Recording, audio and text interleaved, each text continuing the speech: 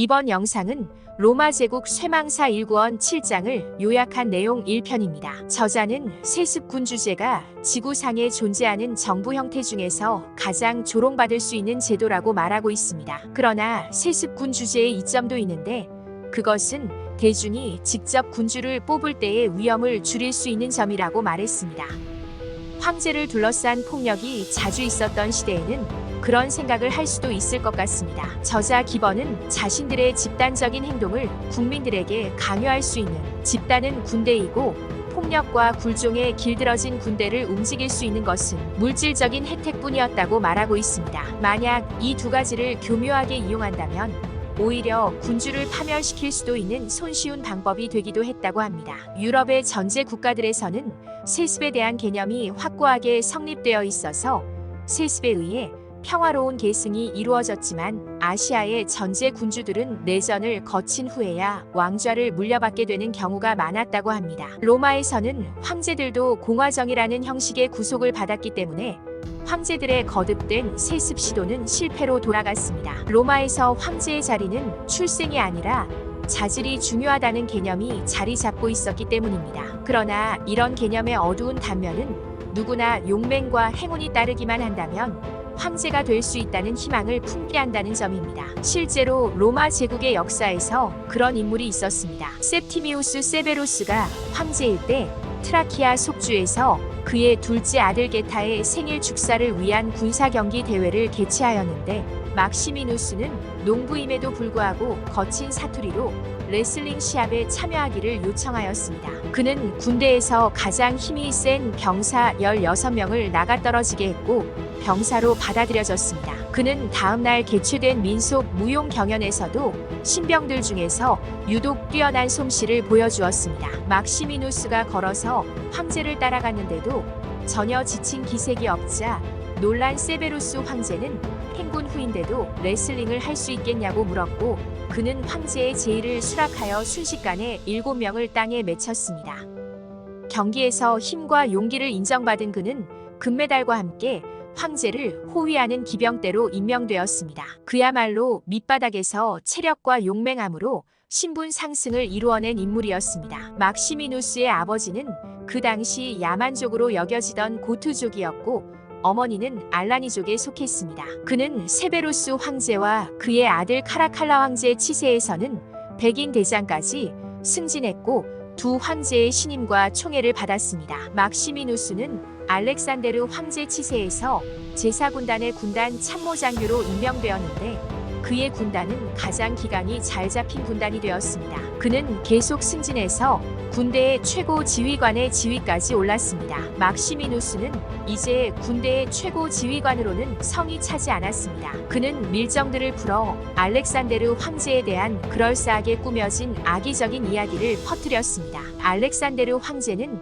페르시아 전쟁에서 귀환한 후 게르마니아 야만족들과 싸우기 위해 출정해야 하는 처지였습니다. 이때 막시미누스는 신병들을 모집하고 훈련하는 임무를 맡고 있었는데 어느 날 그가 연병장에 들어서자 병사들이 그를 황제라 불렀고 병사들은 알렉산데르 황제를 살해하고 반란을 성공시키기 위해 서둘렀습니다. 막시미누스는 군단병들의 환호성 속에서 만장일치로 황제로 승인받았습니다. 알렉산데르 황제는 막사에 자신을 죽이러 따라 들어간 몇몇 대대장들과 백인 대장들에게 눈물을 흘리며 애원했지만 소용이 없었습니다. 황제는 죽으면서 섭정을 하던 자신의 어머니를 원망했는데 그의 어머니도 그와 같은 운명을 맞이했습니다. 저자는 막시미누스의 잔인성은 경멸에 대한 두려움에서 비롯되었다고 보고 있습니다. 막시미누스는 자신의 미천한 출신, 야만스러운 용모, 예술이나 제도에 관한 무지에 따른 열등감이 있었다고 합니다. 그는 자신의 미천한 시절을 잘 알고 있는 사람들을 처형했는데 자신에게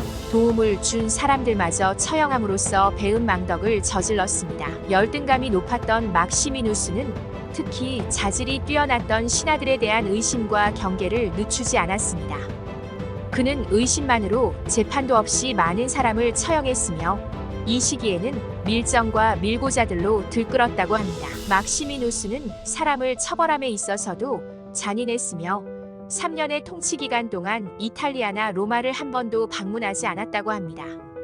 그는 라인 강변이나 도나우 강변의 병영에서 오직 칼의 힘으로만 전제 정치를 했습니다. 막시미누스는 모든 도시들이 독립적인 재원으로 마련해 두었던 재물들을 빼앗아서 국고로 몰수했습니다. 심지어 신이나 영웅, 황제의 동상들도 녹여져 화폐로 주조되었습니다. 이런 신성 모독적인 약탈에 국민들이 분연히 일어났고 병사들조차 약탈의 몫을 부끄러워했습니다. 마침내 비무장 속주 하나가 반란을 일으키게 되었습니다. 그 당시 아프리카 속주의 재무관은 부자에게 세금을 물리고 재산을 몰수하여 제국의 세입을 늘리고 있었는데 속주의 부유한 청년들에게도 불리한 판정을 내려 세습 재산을 다 잃을 상황에 처하게 만들었습니다. 3일의 기한을 받고 극단으로 내몰린 젊은 청년들은 노예들과 농부들을 끌어들여 곤봉이나 도끼들로 무장했고 급기야 속주의 재무관을 단검으로 찔러 죽였습니다. 그들은 티스드루스라는 작은 마을을 점령하고 반란군의 깃발을 내걸었습니다. 막시미누스가 국민들의 증오의 대상이라는 것을 믿고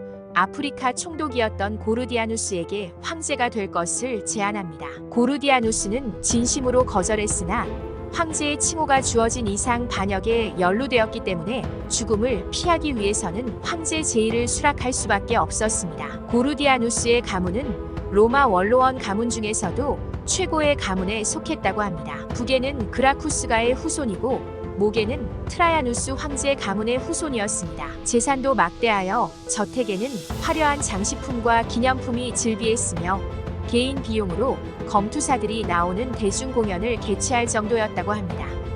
궁정을 카르타고로 옮긴 고르디아누스 부자는 아프리카 속주민에게 열렬한 환영을 받았습니다. 그러나 원로원의 승인을 받는 절차가 남았습니다. 그는 원로원에 보내는 편지에 자신이 황제를 받아들일 수밖에 없었던 상황을 정중하고 공손하게 써서 보냈습니다. 그의 편지를 받은 원로원은 군사정부의 공포 정치에서 벗어나 공화정 정부의 부활까지도 기대할 정도로 희망에 부풀었습니다. 원로원은 비밀 회의를 열어 발표할 칙령을 논의했습니다. 이제 막시미누스를 끌어내지 않으면 원로원 의원들의 생명도 위험하게 되었습니다. 원로원에서는 집정관 실라누스의 연설을 통하여 막시미누스 부자를 공적으로 선포하였으며 만장일치로 고르디아누스 부자의 즉위가 승인되었습니다. 원로원은 우선 막시미누스의 충성스러운 부하이며 악행의 실행자였던 근위대장 비탈리아누스를 죽임으로써 시민과 병사들에게 혁명이 일어났음을 알렸습니다. 죽음보다 막시미누스의 폭정이 더 두려웠던 국민들은 원로원의 명분을 열렬히 지지했습니다. 그런데 마우리타니아의 총독 카펠리아누스가 카르타고를 급습하였고 공격을 막을 수 없었던 고르디아누스는 자결하였고 아프리카 속주는 약탈과 잔혹 행위에 무방비로 노출되었습니다. 고르디아누스 부자의 사망으로 공포에 휩싸인 원로원은 비밀 회의를 하기 위해 콩코르디아 신전에 모였고 트라야누스 가문이 한 의원이 연설을 했습니다.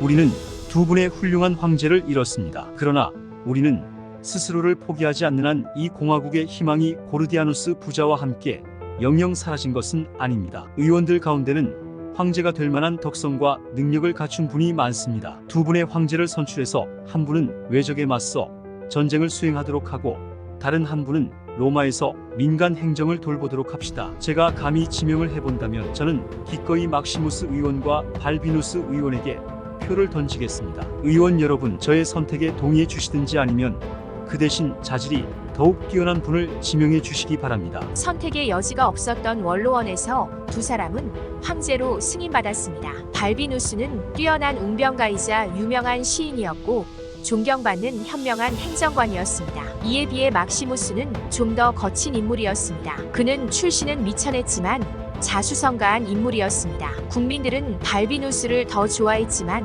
두 사람 모두 집정관을 지낸 경력이 있었습니다.